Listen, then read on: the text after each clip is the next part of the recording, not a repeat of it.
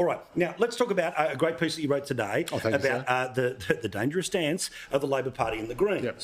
Now, I agree with you about how nutty the Greens are. I agree with you about how dangerous the Greens are. But you're going to preference them before you preference One Nation.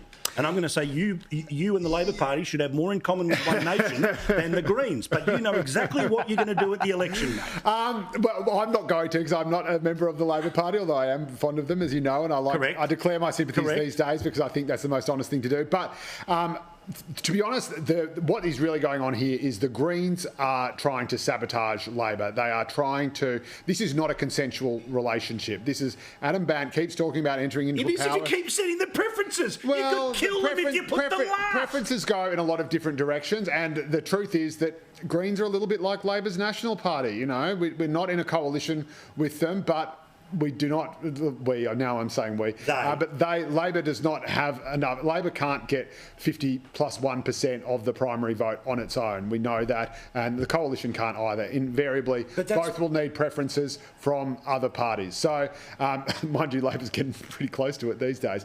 But what is really happening here is the Greens are trying to sabotage Labor and actually drive its vote down, so that they go into a minority government. They therefore rely upon at least one Green vote in the House of Reps to get confidence and supply, and then they can hold them to ransom, which will inevitably all end up in tears and tear down another Labor government. But the Greens like being the party of protest, and they just love being in opposition anyway, because if you're in power, then you can't have a revolution against yourself.